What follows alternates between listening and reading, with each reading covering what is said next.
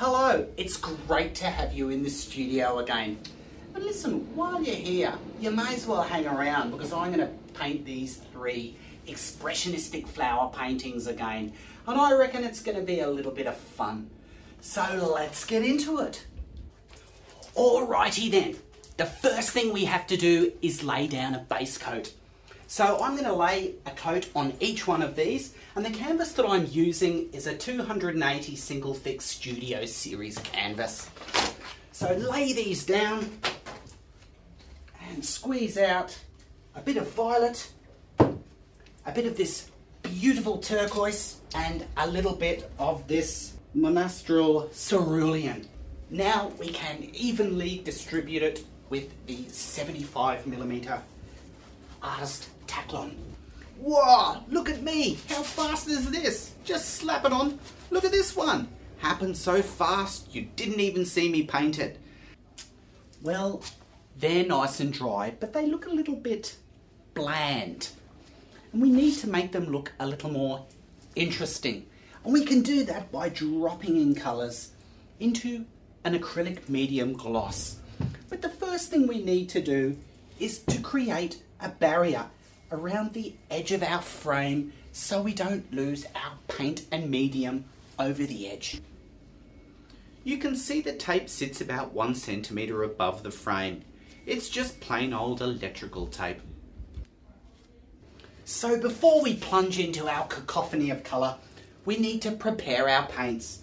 So lay out 2 deep well plastic palettes and squeeze a little bit of paint in each well.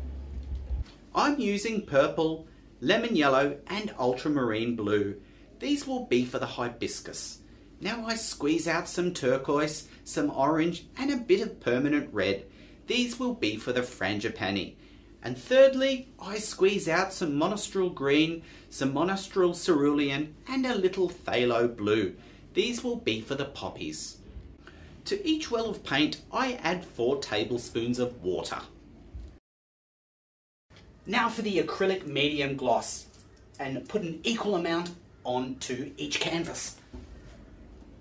Onto the gloss medium, I add about 5 tablespoons of water and then evenly spread it out with the 75mm brush.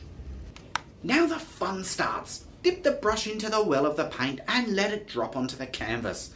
Look at how it reacts when it hits the medium. It just goes crazy and you get these random growing patterns emerging. It's like they have a life of their own. Now for a bit of ultramarine and now for a bit of yellow. Just keep going till you're happy. The colours mix and new colours are created. Wow, that looks like marble. Now for a bit of that lovely turquoise. Wow, how good does that orange and red look with it? There is no way you could create this type of effect any other way. Yes, messy spattered paint is a byproduct of this technique, so you'll obviously need an appropriate area. Mum's kitchen table is probably not appropriate. You can manipulate the paint as well if you like. It's just such an exciting way to paint. Don't they just look awesome?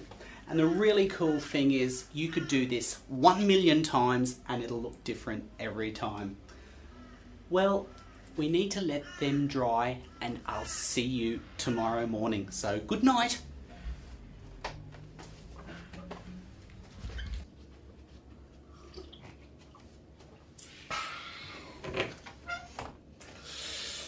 Oh, good morning, and it's great to see you again. Let's see how our canvas has worked out. Oh, they look great. Well, they're nice and dry now, ready for the next step. Now, I'm drawing each flower in the colour that they will be painted in. So I'll be painting the hibiscus orange, the frangipani white, and the poppies red. So into your deep well plastic palette, squeeze a little bit of each of these colours. Add the same amount of gloss medium. To draw my flowers, I'm using the rigger, and the rigger has very long bristles, so it carries a lot of paint, and I think it's the best brush for drawing.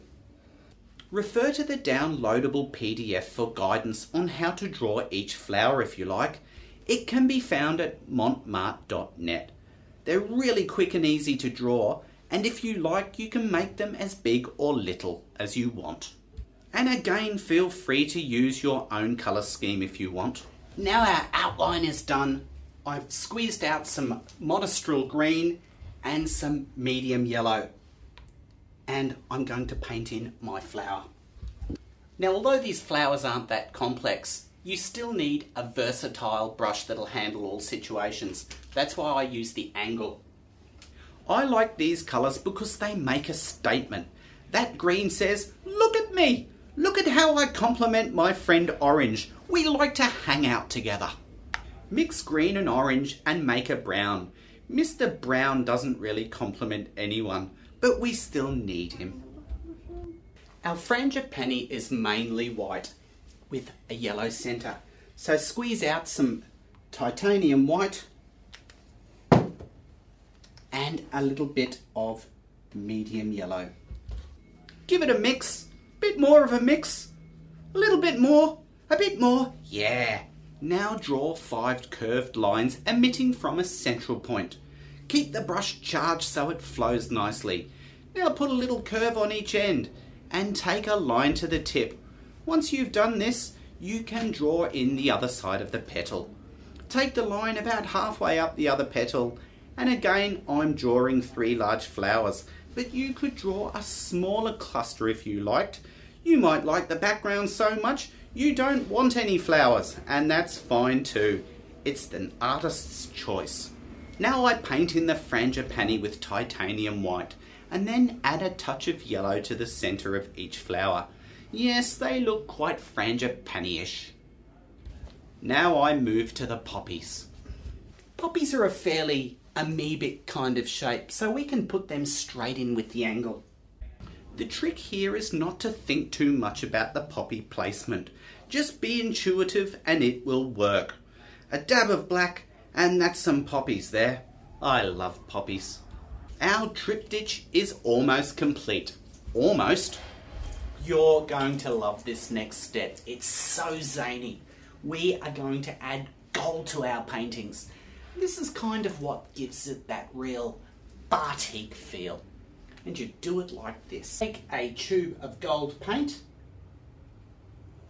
trim off the bottom, and cut off the corner. And now you just outline your flower. The thickness of the bead of paint is determined by how much is cut off the corner, so bear that in mind when you're cutting. I think if I made it thicker it might take away from the rest of the painting, but what do I know? Now the frangipani. This would have looked great in silver as well. Ah, my poppies, and they really gain something from the gold application. And voila! Well, that was a bit of fun.